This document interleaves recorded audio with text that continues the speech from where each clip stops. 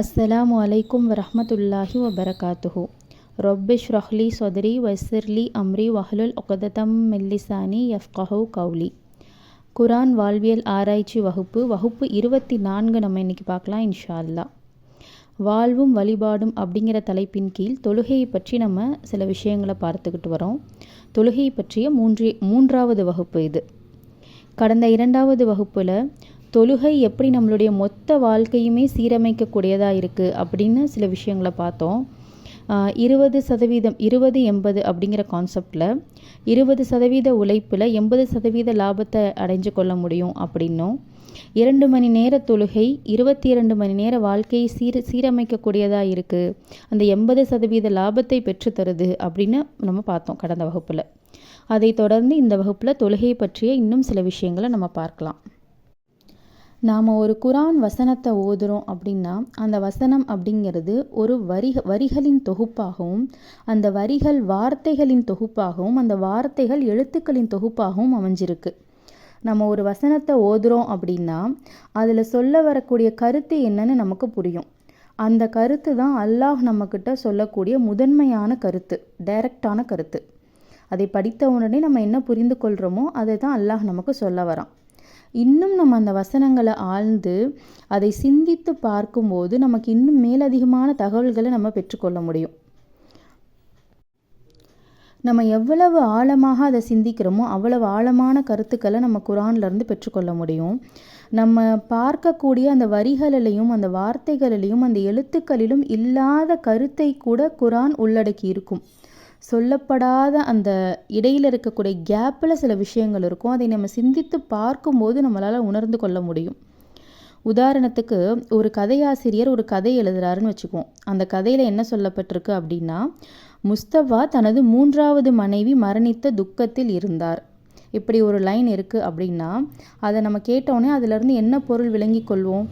முஸ்தபாவுடைய 3வது மனைவி இறந்துட்டாங்க, அவர் துக்கத்தில் இருக்கார் அப்படிங்கிற விஷயத்தை நம்ம பார்த்தோன்னே அதை புரிஞ்சுக்குவோம்.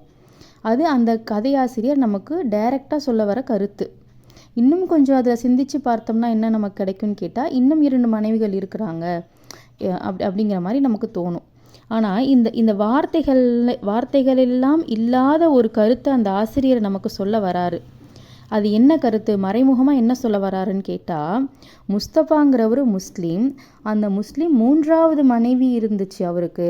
அப்போ முஸ்லீம்கள் பல திருமணங்கள் செய்து கொள்வாங்க, பல மனைவிகள் வச்சுக்குவாங்க அப்படிங்கிற கருத்தை அவர் இன்டைரக்டாக அதில் தெரியாத மாதிரி சொல்ல வராரு. இது ஒரு உதாரணம். இந்த மாதிரி நம்ம குரானுடைய வசனங்களை சிந்திக்கும்போது நம்ம அதனுடைய கருத்துக்களில் இருக்கிற ஆழத்தையும் இன்னும் நிறைய கருத்துக்களையும் நம்ம புரிஞ்சிக்க முடியும். 23வது அத்தியாயத்தினுடைய முதல் 11 வசனங்களை நம்ம பார்க்கலாம். சூரா அல் முஃமினூன். அஊது பில்லாஹி மினஷ் ஷைத்தானிர் ரஜீம். பிஸ்மில்லாஹிர் ரஹ்மானிர் ரஹீம். கது அஃப்லஹல் முஃமினூன். நம்பிக்கை கொண்டோர் வெற்றி பெற்று விட்டனர். அல்லதீன ஹும் ஃபீ சொலாத்திஹிம் ஹாஷிஊன். அவர்கள் தமது தொழுகையில் பணிவை பேணுவார்கள். வல்லதீன ஹும் அனில் லகுவி முக்ரிதூன். வீணானதை புறக்கணிப்பார்கள். வல்லதீன ஹும் லிஸ் ஜகாத்தி ஃபாயிலூன். ஜகாத்தையும் நிறைவேற்றுவார்கள். வல்லதீன ஹும் லிஃபுரூஜிஹிம் ஹாஃபிதூன் இல்லா அலா அஜ்வாஜிஹிம் அவு மா மலக்கத் ஐமானுஹும் ஃபஇன்னஹும் கைரு மலூமீன். தனது மனைவியர் அல்லது தமது அடிமை பெண்களிடம் தவிர தமது கற்பை காத்து கொள்வார்கள், அவர்கள் பழிக்கப்பட்டோர் அல்லர். ஃபமனிபுத்தகா வராஅ ஸாலிக ஃபஉலாஇக ஹுமுல் ஆதூன். இதற்கு அப்பால் வேறு வழியை தேடியவர்களே வரம்பு மீறியவர்கள். வல்லதீன ஹும் லி அமானாத்திஹிம் வஅதிஹிம் ராஊன். தனது அமானிதங்களையும் உடன்படிக்கைகளையும் அவர்கள் பேணுவார்கள். வல்லதீன ஹும் அலா சொலாத்திஹிம் யுஹாஃபிதூன். மேலும் அவர்கள் தமது தொழுகையை பேணிக்கொள்வார்கள். உலாயிக ஹுமுல் வாரிசூன் அல்லதீன யரிசூனல் ஃபிர்தௌஸ ஹும் ஃபீஹா ஹாலிதூன். ஃபிர்தௌஸ் என்னும் சொர்க்கத்திற்கு அவர்களே உரிமையாளர்கள், அதில் அவர்கள் நிரந்தரமாக இருப்பார்கள். இப்படிங்கிற விஷயத்த அல்லாஹ் முதல் 11 வசனங்களில் சொல்கிறான். இதில் அல்லாஹ் வந்து ஃபிர்தௌஸ் என்னும் சொர்க்கத்திற்கு உரிமையாளர்கள் யாருன்னு கேட்டால் ஒரு 11 விஷயங்களை ஒரு சில விஷயங்களை சொல்லி அந்த 11 வசனத்தில் அல்லாஹ் சொல்கிறான். ஃபஸ்ட்டு வந்து நம்பிக்கை கொண்டோர் வெற்றி பெற்று விட்டனர். இதை பற்றி நம்ம ஏற்கனவே வகுப்பில் பார்த்துருக்கோம். தொழுகையில் பணிவை பேணுவாங்க. அவங்க யாருன்னு கேட்டால் அந்த பணிவை பேணி தொழக்கூடியவங்களாக இருப்பாங்க. இதுக்கு முன்னாடி நம்ம பார்த்துருக்கோம் இல்லையா, அல்லாஹ்விடத்தில் ஒட்டுமொத்தமாக சரணடைந்து அவன் முன்னாடி இருக்கிறாங்கிற அச்சத்தோடு தொழுகிறது, நிதானமாக தொழுகிறது அப்படின்னு பார்த்தோம். அந்த மாதிரியான ஒரு தொழுகையை பேணக்கூடியவங்களாக இருப்பாங்க. அதை தொடர்ந்து அல்லாஹ் என்ன விஷயங்களை சொல்கிறான்னு கேட்டால், வீணான விஷயங்களை புறக்கணிப்பாங்க, ஜக்காத்தை சரியாக கொடுப்பாங்க, தன்னுடைய கற்பை பேணி கொள்வாங்க, அமானிதங்களை பேணி கொள்வார்கள் அப்படின்னு இவ்வளோ சில விஷயங்களை சொல்கிறான். திருப்பி என்ன சொல்கிறான், மேலும் அவர்கள் தொழுகையை பேணிக்கொள்வார்கள் அப்படின்னு மறுபடியும் தொழுகையிலே அல்லாஹ் முடிக்கிறான். முடிச்சுட்டு கடைசியாக என்ன சொல்கிறான்னு கேட்டால், ஃபிர்தௌஸ் என்னும் சொர்க்கத்திற்கு அவங்க தான் உரிமையாளர்களாக முடியும், அந்த உயர்ந்த சொர்க்கத்தை இவர்கள் தான் அடைந்து கொள்ள முடியும் அப்படின்னு அல்லாஹ் சொல்கிறான். அப்போ இதில் நம்ம என்ன புரிஞ்சுக்கணும்னு கேட்டால், தொழுகை அப்படிங்கிற விஷயத்த அல்லாஹ் முதலும் கடைசியுமா அமைச்சு கொடுத்துருக்கிறத நம்ம கவனிக்கணும். அதற்கு நடுவில் வீணான விஷயங்களை புறக்கணிக்கிறது, ஜக்காத் கொடுக்கறது, கற்பனை பேணிக்கொள்வது, அமானிதங்களை பேணிக்கொள்வது, இப்படி இந்த விஷயங்கள் எல்லாம் ஒரு மொத்த வாழ்விற்கான விஷயங்களும் மொத்த வாழ்க்கைக்கான பாதுகாப்பையும் இந்த தொழுகை தருது. ஒரு பாதுகாப்பு அரணாக மேலையும் கீழையும் தொழுகை அமைத்து வச்சிருக்கான்ல, அந்த வசனத்தில் அப்படி குறிப்பிடுறான். ஆரம்பிக்கும் போது தொழுகையில் ஆரம்பிக்கிறான், முடிக்கும் போது தொழுகையில் முடிக்கிறான். நடுவில் வாழ்க்கைக்கான மொத்த வாழ்க்கையின் பாதுகாப்பான விஷயங்களாக சொல்கிறான். அப்போ இந்த வாழ்க்கை எப்படி பாதுகாக்கப்படுது, இந்த விஷயங்கள் எப்படி பாதுகாக்கப்படுது அப்படின்னு கேட்டால் இந்த தொழுகையை கொண்டு பாதுகாக்கப்படுது. உதாரணத்துக்கு ஒரு டிவி வாங்குகிறோம் ஒரு கடையிலேருந்து அப்படின்னா, அந்த டிவியை எப்படி அவன் வீட்டுக்கு பேக் பண்ணி கொடுப்பாங்க, ஒரு அட்டைப்பெட்டிக்குள்ளே நல்ல ஒரு தெர்மாக்கால் கவர் போட்டு அது மேலையும் கீழையும் அப்படின்னு அது உடைஞ்சிடாமல் இருக்கணும், அது பாதுகாப்பாக வரணும் அப்படிங்கிறதுக்காக ஒரு பாதுகாப்பு அரணா, ஒரு பேரிகேடாக வந்து அதை போட்டு வச்சுருப்பாங்க. அதே போல தான் இந்த தொழுகையை அல்லாஹ் சொல்கிறான். 2வது வசனத்திலையும் தொழுகையில் பணிவை பேணுவார்கள், திருப்பி கடைசியாக 9வது வசனத்திலையும் தொழுகையை பேணிக்கொள்வார்கள். இதை ஒரு பாதுகாப்பு அரணாக வச்சுருக்கான். இதை நீ வந்து சரியாக கடைபிடிச்சிட்ட அப்படின்னா உன் வாழ்க்கை பாதுகாக்கப்பட்டுடும். நீ மற்ற எல்லா விஷயத்தையும் நீ சரியாக செஞ்சிருவ. அப்போ உன் வாழ்க்கை பாதுகாக்கப்பட்டுச்சுன்னா நீ ஜன்னத்துல் ஃபிர்தௌஸ் என்ற உயர்ந்த சொர்க்கத்தை அல்லாஹ் தரான். இந்த தொழுகையை சரியாக பேணி ஒரு அரணாக அமைத்து கொள்கிறவர்களுக்கு இந்த உயர்ந்த சொர்க்கத்தை அடையக்கூடியவர்களாக இருக்காங்கன்னு அல்லாஹ் சொல்கிறான். அப்போ இதை நம்ம எப்படி விளங்கிக்க முடியும்னு கேட்டால் சிந்திக்கணும். நம்ம அதை சாதாரணமாக படிச்சுட்டு கடந்து போகாமல், அல்லாஹ் இங்கேயும் தொழுகையை சொல்லியிருக்கான், இங்கேயும் தொழுகையை சொல்லியிருக்கான், ஏன் அப்படி சொல்லியிருக்கான், நடுவில் என்ன சொல்லியிருக்கான், அப்போ இந்த தொழுகை இந்த விஷயங்களையெல்லாம் பாதுகாக்குது, இந்த தொழுகையை சரியாக பேணிக்கொள்கிறவங்க இந்த உயர்ந்த சொர்க்கத்தை அடையக்கூடியவங்களாக இருக்கிறாங்க அப்படின்னு இந்த விஷயங்களை நம்ம சிந்தித்து பார்க்கும்போது தான் நம்ம இதை விளங்கிக்க முடியும். சொல்லப்படாத இந்த அரணா அமைச்சிருக்கேன் அல்லாஹ், தொழுகையை நான் அரணா அமைச்சிருக்கேன்னு சொல்லாமல் சொல்கிறான் அல்லாஹ். வார்த்தைகளில் சொல்லாமல் அந்த கருத்தை வந்து நமக்கு புரிய வைக்கிறான். இதை நம்ம சிந்தித்து பார்க்கும்போது இன்ஷா அல்லாஹ் நம்மளால் உணர்ந்து கொள்ள முடியும். அடுத்தபடியாக ஒரு விஷயத்த ஒரு வேலையை கற்றுக்கிறதுக்கும் செய்யறதுக்கும் பயிற்சி எடுக்கிறோம் அப்படின்னா அது எப்படி அமையும்னு கேட்டால், முதல்ல அந்த வேலையை ஆரம்பிக்கும் போது நிதானமாகவும் கவனமாகவும் பொறுமையாகவும் ஆரம்பிப்போம். ஏன்னா நமக்கு அந்த வேலை தெரியாது. உதாரணத்துக்கு ஒரு டிரைவிங் கற்றுக்குறோம் அப்படின்னா அது முதல் நாள் எப்படி இருக்கும், அந்த டிரைவிங் ரொம்ப நிதானமாக கவனமாக பொறுமையாக நம்ம அதை வந்து கற்றுக்குவோம். ஏன்னா நமக்கு எதுவுமே தெரியாது. எப்படி திருப்பணும், பின்னாடி என்ன வண்டி வருது, முன்னாடி என்ன வண்டி போகுது, எப்படி இந்த இடத்துல கடக்கணும் அப்படிங்கிறத கவனமாக பொறுமையாக செய்வோம். அதை நம்ம கற்று முடிச்சிட்டோம் அப்படின்னா நமக்கு அது பழகிடுச்சுன்னா நமக்கு எப்படி அது வரும்னு கேட்டால், அது நம்ம அந்த நிதானமும் அந்த பொறுமையும் தேவைப்படாது. அது நம்ம அந்த வேகமாகவும் அந்த வேலையை செஞ்சு முடிச்சிருவோம். கவனம் இல்லாமல் செஞ்சு முடிச்சிருவோம். எப்படின்னு கேட்டால், நம்ம ஏதோ ஒரு விஷயத்தை சிந்திச்சுக்கிட்டே இருப்போம். ஆனால் நம்ம கை பார்த்தா எங்கே பிரேக் போடும், எங்கே ஹார்ன் அழுத்தணும், எப்படி திருப்போம். அப்படி ஒரு கவனமே தேவையில்லை. அது நம்ம சப்கான்ஷியஸ் மைண்டில் வந்து அதுவே ஸ்டோர் ஆகிடும். அப்போ அந்த கவனம் தேவையில்லை, அந்த நிதானம் தேவையில்லை. அது பழகி முடித்தோடனே அது ஒரு ஃப்ளோவில் போகும். அப்போது இந்த பயிற்சியில் நம்ம என்ன தெரிஞ்சுக்கிறோன்னு கேட்டால், முதல் நாளை போல் கடைசி நாள் கிடையாது. முதல் நாள் நிதானமாகவும் பொறுமையாகவும் கவனமாகவும் போயிருக்கு. கடைசி நாள் அந்த நிதானம் இல்லை, பொறுமை இல்லை, கவனம் இல்லை, எல்லாமே ஃபாஸ்ட்டாக நடக்குது. இது பயிற்சி. இதே பயிற்சியை நம்ம தொழுகைக்கு பயன்படுத்தலாமா அப்படின்னு கேட்டால் கூடாது. தொழுகை பழகக்கூடாத ஒரு பயிற்சி. முதல் நாள் நம்ம எப்படி நிதானமாகவும் பொறுமையாகவும் கவனமாகவும் அதை செய்கிறோமோ, கடைசி நாளும் அதே நிதானத்தோடும் பொறுமையோடும் கவனத்தோடையும் அந்த பயிற்சியை நம்ம மேற்கொள்ளணும். உதாரணத்துக்கு ஸ்லோ சைக்கிள் ரேஸ் மாதிரி, ஸ்லோவாக ஓட்டுறவங்க தானே ப்ரைஸ் வின் பண்ண சொல்லுவாங்க இல்லையா, அந்த மாதிரி அந்த அளவுக்கான ஒரு நிதானம் தேவை. அதில் தொழுகையை நம்ம கடமை அப்படின்னு சொல்லும்போதும் நினைக்கும் போது தான் அது நமக்கு சுமையாக தெரியுது. நம்ம இதற்கு முன்னாடி பார்த்த மாதிரி அதை ஒரு பணிவாக அல்லாஹ் இருக்கிறான் அப்படிங்கிற அந்த உள்ளச்சத்தோடு நம்ம செய்யும்போது அது நமக்கு இவ்வளோ ஒரு சுமையாக தெரியாது. 67வது வசனம் 67வது அத்தியாயம் 3-4வது வசனத்தில் பாருங்கள். அஊது பில்லாஹி மினஷ் ஷைத்தானிர் ரஜீம். பிஸ்மில்லாஹிர் ரஹ்மானிர் ரஹீம். அல்லதி ஹலக சபஅ ஸமாவாதி திபாகம் மா தரா ஃபி ஹல்கிர் ரஹ்மானி மின் தஃபாஉத்தின் ஃபஅர்ஜிஇல் பஸர ஹல் தரா மின் ஃபுதூர் சும்மர்ஜிஇல் பஸர கர்ரத்தைனி யஃப்கலிபு இலைக்கல் பஸரு ஹாஷிஅன் வஹுவ ஹஸீர். அதாவது அல்லாஹ் என்ன சொல்கிறான்னு கேட்டால், அவனே 7 வானங்களை அடுக்கடுக்காக படைத்தான். அளவற்ற அருளாளனின் படைப்பில் எந்த முரண்பாடுகளையும் நீர் காண மாட்டீர். மீண்டும் பார்ப்பீராக, ஏதேனும் குறையை காண்கிறீர்களா? இரு தடவை பார்வையை செலுத்திப்பார், களைப்புற்று இழிந்ததாக பார்வை உம்மை திரும்ப அடையும். நான் 7 வானங்களை படைச்சிருக்கேன், அடுக்கடுக்காக படைச்சிருக்கேன், நீ அதை சிந்திச்சு பாரு அப்படின்னு அல்லாஹ் சொல்கிறான். நீ அந்த படைப்பில் நீ எந்த ஒரு குறையுமே பார்க்க முடியாது அப்படின்னு சொல்கிறான். சொல்லிட்டு திருப்பி மீண்டும் பாரு, 2வது தடவையாக சொல்கிறான், திருப்பியும் பாரு, ஏதாவது குறை தெரியுதான்னு பாரு அப்படின்னு அல்லாஹ் சொல்கிறான். பார்த்ததுக்கப்புறம் என்ன, களைப்புற்று இழிந்ததாக உன் பார்வை உன்னையவே திரும்பி அடையும், நீ தோல்வி அடைஞ்சு உன்னுடைய பார்வை உன்னையிடமே திரும்பி அடைஞ்சிரும் அப்படின்னு அல்லாஹ் சொல்கிறான்.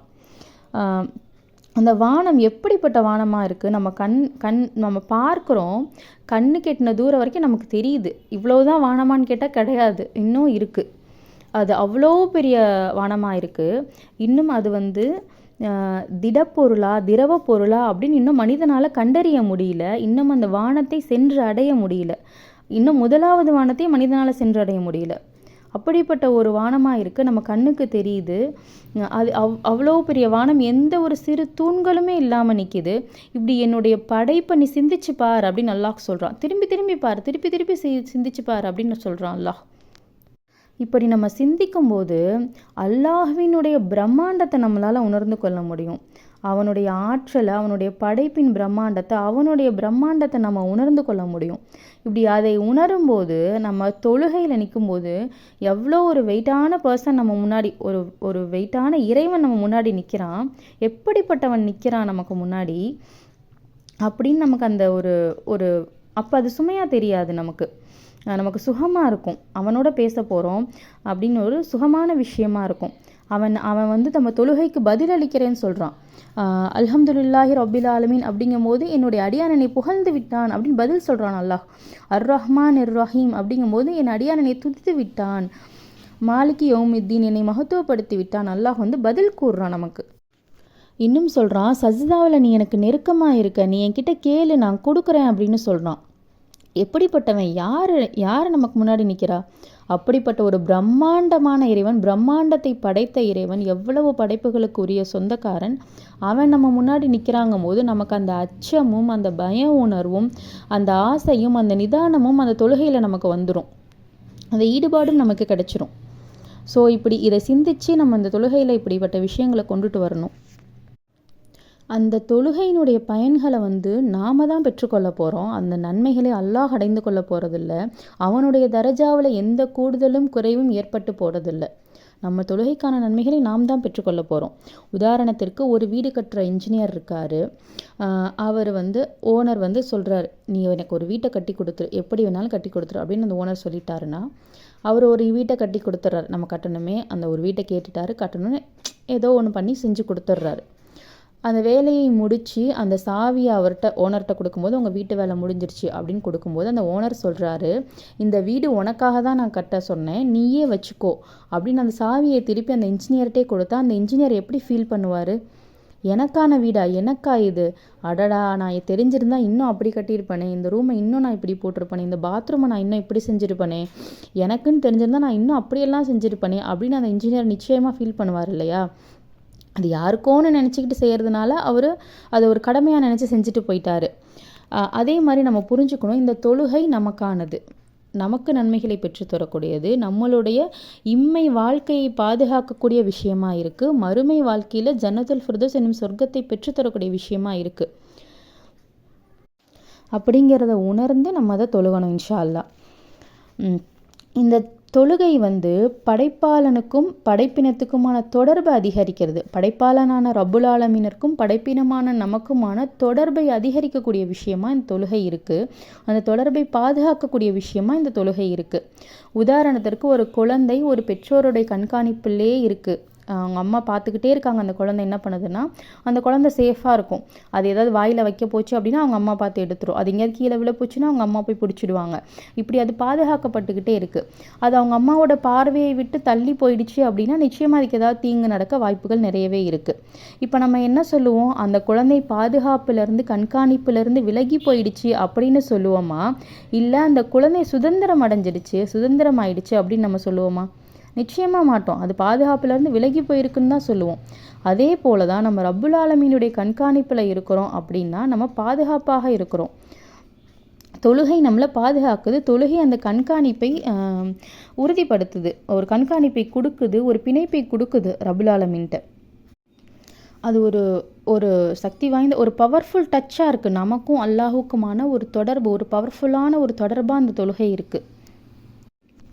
நாம் மட்டும்தான், மனிதர்களாகிய நமக்கு தான் இந்த தொழுகை கடமையா, அல்லாஹ்வை நினைக்க வேண்டிய துதிக்க வேண்டிய கடமை நமக்கு தானா அப்படின்னு கேட்டால் இல்லை.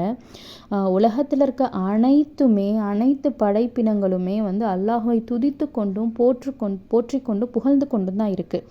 17வது அத்தியாயம் 44வது வசனத்தில் பார்க்கணும். அஊது பில்லாஹி மினஷ் ஷைத்தானிர் ரஜீம். பிஸ்மில்லாஹிர் ரஹ்மானிர் ரஹீம்.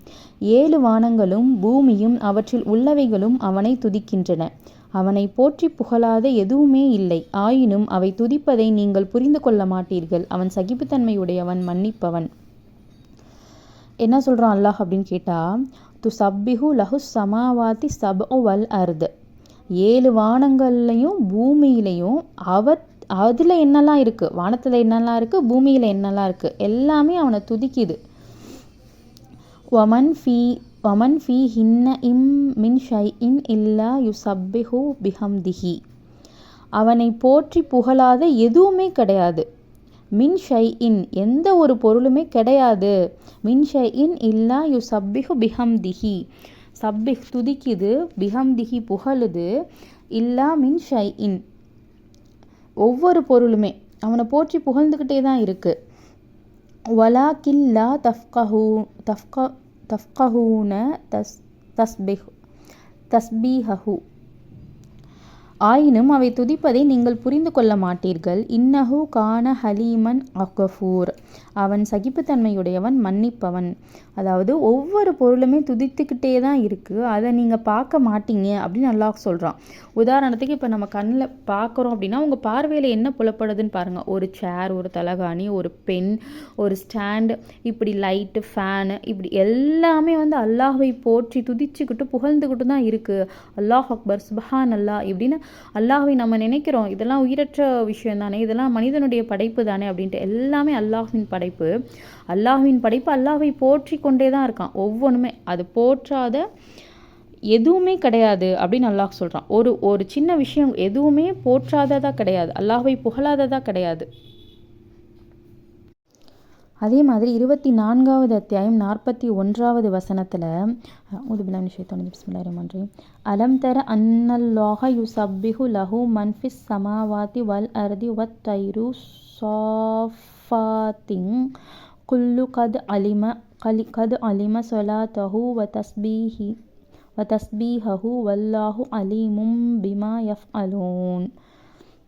வானங்களிலும் பூமியில் உள்ளவையும் அணிவகுத்த நிலையில் பறவைகளும் அல்லாஹ்வை துதிப்பதை நீர் அறியவில்லையா? ஒவ்வொன்றும் தனது வணக்கத்தையும் துதித்தலையும் அறிந்துள்ளன. அவர்கள் செய்வதை அல்லாஹ் அறிந்தவன். அதாவது பறவைகளும் ஏற்கனவே பார்த்த மாதிரி வானத்தில் பூமியில் இல்லை எல்லாமே அல்லாஹ்வை துதிக்குது. அணிவகுத்த நிலையில் பறவைகளையும் அல்லாஹ்வை துதிக்குது. ஒவ்வொன்றும் தனது வணக்கத்தையும் அது ஒவ்வொன்றுமே நம்ம துதிக்கணும் வணங்கணுங்கிறத அல்லாஹ் கற்றுக் கொடுத்துருக்குறான். அதை அறிந்து அதை செய்து கொண்டிருக்கு அப்படின்னு அல்லாஹ் சொல்கிறான். குல்லும் கது அலிம சொலாத்தஹு வ தஸ்பீஹஹு வல்லாஹு. அல்லாஹுவை துதிக்கணும் அப்படின்னு ஒவ்வொன்றும் அறிந்து எல்லாமே அல்லாஹுவை துதித்து கொண்டு தான் இருக்குது அப்படின்னு அல்லாஹ் இதில் சொல்கிறான். அடுத்தபடியாக 16வது அத்தியாயம் 48வது வசனத்தில் அவலம் யரவ் இலா மா ஹலகல்லாஹு மின் ஷைஇன். அல்லாஹ் படைத்த ஒவ்வொரு பொருளையும் அவர்கள் பார்க்கவில்லையா? யதஃபய்யா ظிலாலுஹு அனில் யமீனி வஸ்ஸமாஇலி சுஜ்ஜத லில்லாஹி வஹும் தாஹிரூன். அதன் நிழல் வலப்புறங்களிலும் இடப்புறங்களிலும் சாய்ந்து அல்லாஹுக்கு விழுந்து பணிகின்றன. அதாவது ஒவ்வொரு பொருளையும் பாரு, அந்த பொருளுக்குன்னு ஒரு நிழல் இருக்குது. அந்த நிழல் எப்படி இருக்குது? வலப்புறத்துலேயும் தெரியும், கொஞ்ச நேரம் கழிச்சு இடப்புறத்துலேயும் தெரியும். அந்த நிழல் கூட அல்லாஹுவை சாய்ந்து அதுக்கு அல்லாஹ்விற்கு சஜ்தா செஞ்சுக்கிட்டு இருக்கு, பணிந்து கொண்டு இருக்கு அப்படின்னு அல்லாஹ் சொல்கிறான். ஒரு நிழல் முதற்கொண்டு இப்படி நாம் பார்க்கக்கூடிய எல்லா பொருட்களும் பறவைகளும் அந்த பொருட்களுடைய நிழல்கள் கூட அல்லாஹ்வை துதித்து கொண்டு தான் இருக்குது அப்படிங்கிறத நம்ம உணர்ந்து கொள்ளணும். அவை அனைத்துமே துதிக்கும் போது மனிதர்களாகிய நாமும் அந்த தொழுகையை சரியான முறையில் பேணி ஜன்னத்துல் ஃபிர்தௌஸ் என்னும் உயர்ந்த அந்த சொர்க்கத்தை அடையக்கூடிய நன்மக்களாக அல்லாஹ் உங்களையும் என்னையும் ஆக்கிய அருள் புரிய வேண்டும் என்று துஆ செய்து என்னுடைய உரையை முடித்துக் கொள்கிறேன். வாஹித் தவானா அல்ஹம்துலில்லாஹி ரப்பில் ஆலமீன். அஸ்ஸலாமு அலைக்கும் வரஹ்மத்துல்லாஹி வபரகாத்துஹு.